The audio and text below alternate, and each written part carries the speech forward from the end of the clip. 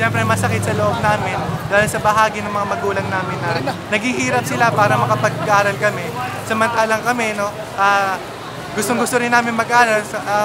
Ang nangyayari lang, pinipigilan pa ito ng administrasyon ng aming pamantasan na ibigay sa amin yung karapatan na makapag-aral. Kaya sa bahagi namin kami ay galit na galit, no, na dahil ito na, pasukan na dapat kami ay nakakapasok na sa loob ng aming pamantasan, nakakapasok sa aming classroom at nag-aaral.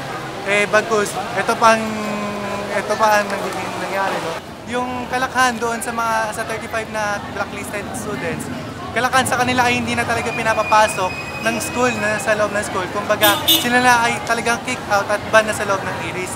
Ngayon, ito ay dinulot lamang doon sa patuloy na paglaban doon sa illegal na bayarin na development fee noong 2012 pa. Yung minsang lumapit kami sa kanila upang itugon yung problema ng mga mag-aaral na ito na na-blacklist. Ngunit ang sinabi lang po nila sa amin ay hindi daw po pwedeng mag-intervene ang CHED.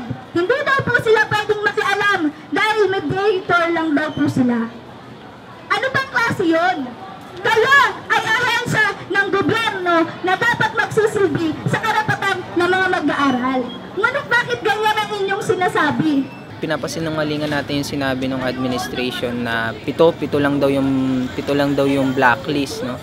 Ang sa atin, no, ang count natin ay 35. Merong mga hindi blacklist pero hinaharangan naman sila pagdating dun sa evaluation nung iba't ibang college na kanilang pinapasukan.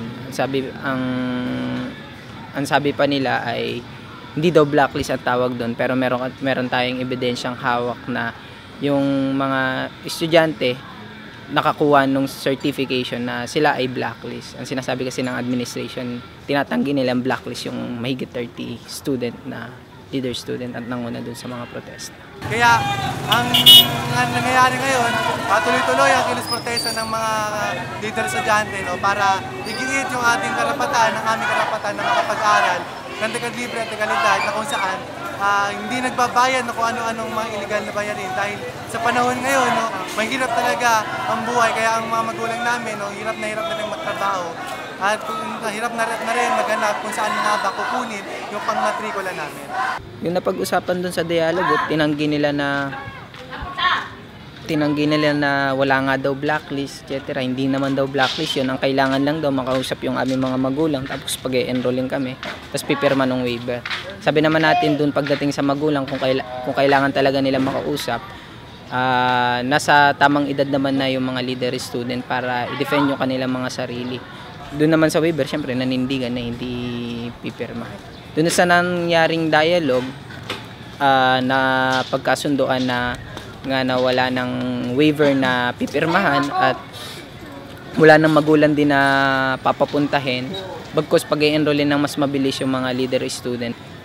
Naputunayan na sa sama-samang pagkilos at paninindigan ng mga estudyante, kahit i-kick out man yung mga nanguna dun sa kilos protesta, ay maninindigan pa rin hanggang sa huli para mapatunayan lang na tama yung pinaglalaban ng mga estudyante para dun sa pagdadagdag ng budget sa edukasyon, lalo na sa SUCs, tsaka sa pagtanggal ng iba't ibang uri ng represyon na ginagawa sa mga